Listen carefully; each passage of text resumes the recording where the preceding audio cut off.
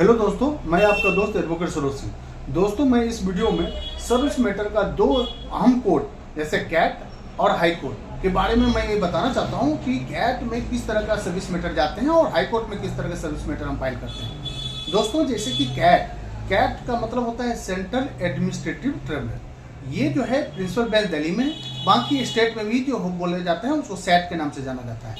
दोस्तों, जैसे कि कैट का ऑब्जेक्टिव क्या है, सर्विस मैटर से रिलेटेड जो कोर्ट में बर्डन पड़ रही थी और जो मतलब ज़्यादा लोड पड़ रहे, ओवरलोडेड हो रहे थे कोर्ट, इसके लिए सरकार ने ये प्रोविजन लाई थी। ये मैं आपको बताना चाहता हूँ कि ये 42 अमेंडमेंट जो हुई थी 1976 में, जो इंदिरा गांधी जिस समय में ये मिनी कॉन्स्टिट्यूशन के नाम से भी जाना जाता है, उस समय में जो मेजर अमेंडमेंट हुआ था 42 अमेंडमेंट, इसके बाद 1985 में कैट का भी प्रोविजन रखा गया था और कैट की गठन हुई थी, एस्टेब्लिशमेंट हुई थी।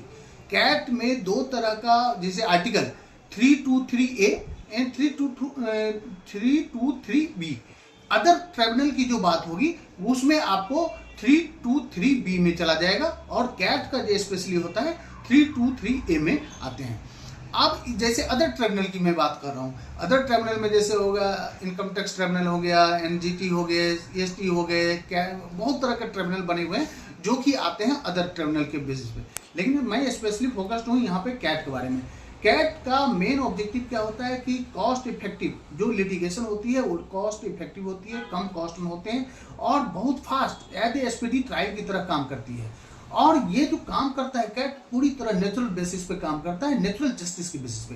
नेचुरल जस्टिस मतलब क्या, हर आदमी को नेचुरल जस्टिस मिलना चाहिए। इसके लिए मैं अलग से वीडियो बनाऊंगा जिसमें आपको नेचुरल जस्टिस के बारे में वो पता चलेगा।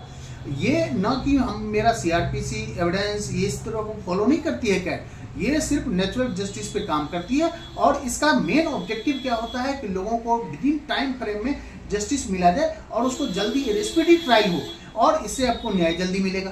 दूसरी बात, अब कैट में कौन तरह की मैटर जाती है इसके बारे में आप समझ लें।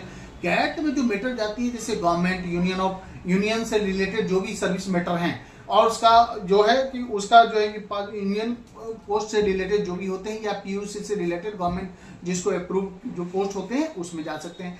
लेकिन आप बाकी हर एक डिपार्टमेंट जाती है कैट में आप कर सकते हैं, लेकिन कुछ चीज जो होती है कि जो कि आप नहीं जा सकते हैं।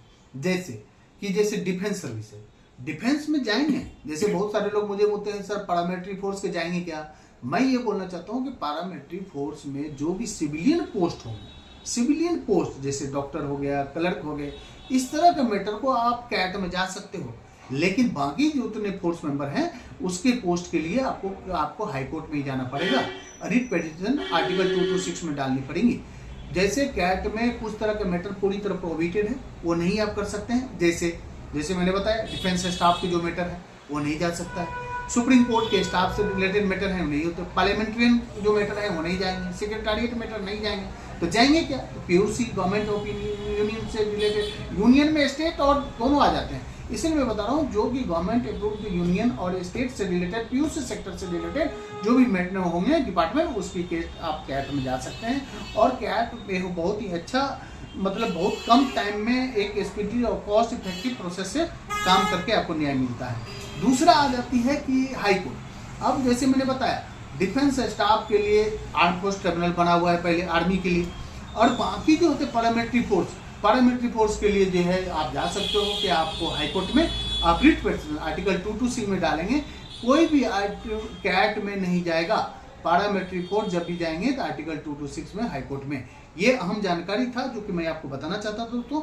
इसके लिए आप लोग सुने और आगे भी मैं इस तरह की जानकारी देते रहूँगा। थैंक यू, जय हिंद।